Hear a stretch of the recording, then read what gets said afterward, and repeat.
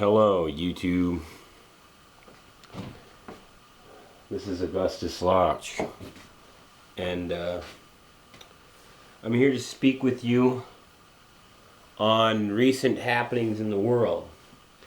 In Afghanistan, they had an officer in training shoot the American personnel that was training him. Just all of a sudden, just open fire on a bunch of people that were supposed to be on his team in Afghanistan, and it was an Afghan officer. So he had some training for some time, and had some kind of authority enough to have a loaded weapon around people, I guess.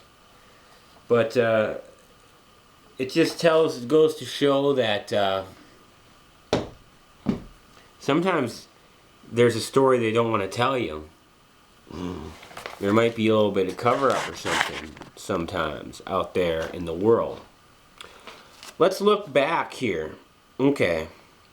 On 2002, Hassan Akbar assaulted troops in Kuwait.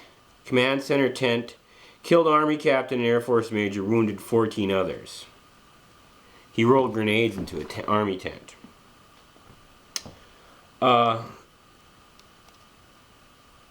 But, let's see, they received deployment orders to go to Kuwait on February 6, 2002.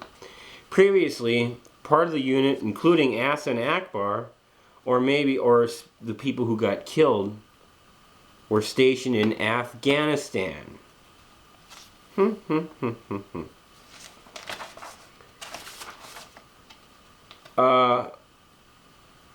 It was suspected that there was, in Afghanistan, when the unit was there previously, that there was some oil burnings of troops.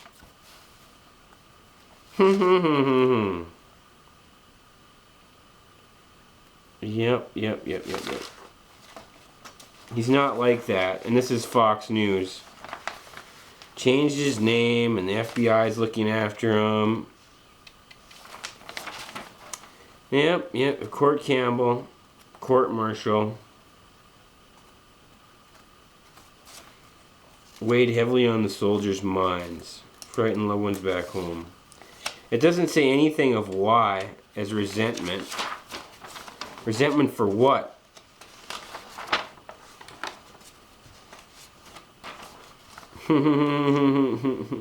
It was due to an oil burning anyway. Most likely was resentment.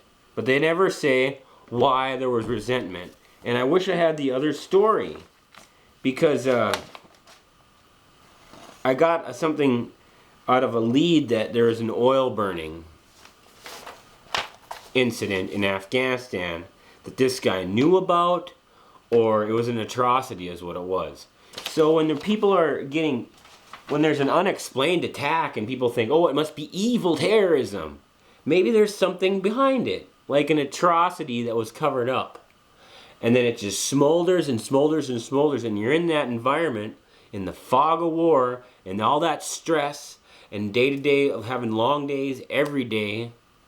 You can see how this stuff can happen. I wish they'd have some better explanation for it, some reason, instead of people are just mystified and their head is spinning. Why would somebody do that? Well, maybe you're not getting all the backstory. Just like this guy in Portland. Isn't this entrapment? First of all, what good evidence do they have that terrorism is even a threat unless they get some FBI guys sit there and entice this person? They supply them with the explosives.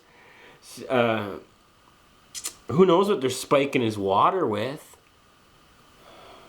What kind of medication he's probably maybe on. There's a lot of stuff that isn't revealed. And they don't want to reveal that because, good gracious, we got to keep this war going somehow. Huh? Yeah, we got to get that public sentiment. Those little rats and tubes running all over the population. And the little light flashes over here, turn this way. Light flashes over here, turn the other way. That light's the wrong color, go the other, turn this way. You're just like rats in tubes. Don't you understand? They got you in such a hectic that all you can think about is survival mode.